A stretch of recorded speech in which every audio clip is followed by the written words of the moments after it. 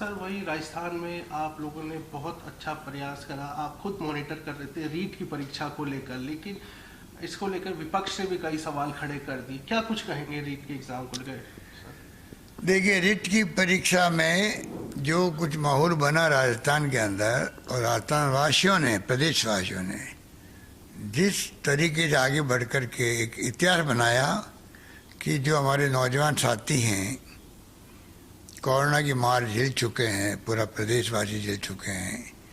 Corona के वक्त में भी आप देखा होगा कोई भूखा नहीं सोए, हमने कहा था, तो लोगों ने, एनजीओ ने, एक्टिविस्ट ने, धर्मगुरुओं ने, सभी पार्टियों लोगों ने मिलकर कोई कमी नहीं की सेवा करने के लिए। हमने अप्रिशिएट किया सबको। अभी भी हमने आह्वान किया कि बार बार बीजेपी का राज हो चाहे कांग्रेस राज हो, पेपर आउट होने की खबरें आती रहती है। हमने इस बार कड़ाई बरती ज़्यादा ही, हम बर्खास्त कर देंगे नौकरी से, स्कूलों की मान्यता समाप्त कर देंगे, कार्रवाई करेंगे। और साथ में क्योंकि करीब 15, 16, 17 लाख छात्र और नौजवान बेरोजगार थे, उनके लिए आह्वान किया कि कहाँ तो रुकेंगे, एक दिन पहले जाना पड़ता है, कहाँ रुकेंगे, कहाँ खाना खाएंगे।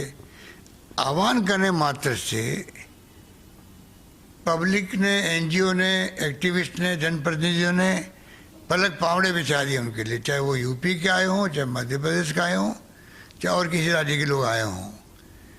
और जिस प्रकार से उनके खाने पीने की व्यवस्था करी, राम रसोड़े खोल दिए खिलाने के लिए, उनको गर्म भोजन पैकेट बना दिए उनके लिए।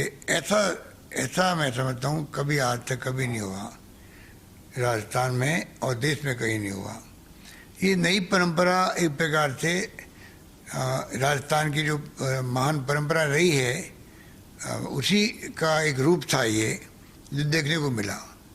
ये हमारे विपक्ष के साथियों को पश्च नहीं रहा है, क्योंकि जिस प्रकार जिंदाबाद के नारे लगाए उन लोगों ने वहाँ पर, सरकार के और समाज सेवियों के, एक्टिविस्टों के, सबके, वो डाइजेस्ट नहीं हो रहा। इसलिए कुछ लोग ऐसे हैं समाज के अंदर, वो इसको भड़का रहे हैं। दूसरा क्या है कि नौकरी लगेगी 33,000, तो बहुत बड़ी एक मैं समझता हूँ कि बड़ी संख्या में हमने एक अवसर दिया। उनको लगता है कि ये 33,000 नौकरी लगेगी तो बाकी को लगेगी नहीं, तो भड़काने में आसानी हो जाती है। अच्छा, आजकल पेपर ऐसे आते हैं, वो है हमारी सीट से, उसी वक्त बच्चे को मालूम पड़ जाता है, बेरोजगार को, कि भाई मैं पास होऊंगा या फेल होऊंगा। तो जो मालूम है कि भाई अगर मेरा नंबर नहीं आने की संभावना है और ऐसी स्थिति बन गई कि मैं पास नहीं हो पाऊंगा, ऐसे लोगों का वो भड़का होगा, पेपर तो आउट हो गए थे, तो आप कितनी भी इकट्ठी कर लो, उनको भड़काने का काम कर लो, ये अच्छी परंपरा नहीं है। इससे तो अगर भर्तियाँ रुक गई साल भर, 2 साल, फिर कोई कोर्ट में चला गया, फिर हाई कोर्ट से सुप्रीम कोर्ट तक जाओ, पहले भी गए, हमें तो कई सुप्रीम कोर्ट से केस विड्रॉ करना पड़ा है। तो ये अगर परंपरा रही तो मैं समझता हूँ कि आगे बढ़ते कैसे होगी।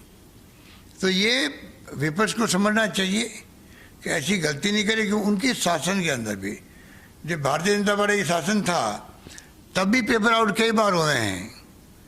हमने तो बहुत बड़ी अच्छे ढंग से मैनेज किया पूरे इस प्रोसेस को। तो ये जो कुछ वो लोग हो गए, कुछ लोग ऐसे लोग हो गए नेता लोग बनने के लिए, नेता बने हुए हैं, वो कई अफवाहें चला रहे हैं। सच्चाई लाओ सामने, हमारे सामने लाओ, सच्चाई एसओजी को दो। हम वादा करते हैं कि किसी को नहीं बख्शा जाएगा, किसी को नहीं बख्शा जाएगा, और बख्शना चाहिए भी नहीं, क्योंकि आप लाखों नौजवानों के भविष्य के साथ खिलवाड़ कर रहे हो। सरकार किसी कीमत में नहीं बख्शेगी उनको, ये मान के चलो। भड़काने वाला काम छोड़ो, आप लोग भड़काने वाला काम छोड़ो।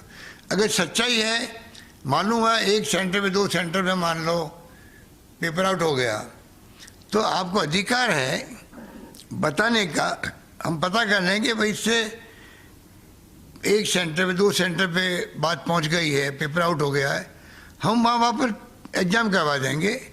पर उसकी आड़ के अंदर आप चाहो कि पूरे लाखों लोग वहाँ पर उनको बुलाओ, परीक्षा दिलवाओ, ये कहाँ की समझदारी है, ये समझ के परे हैं।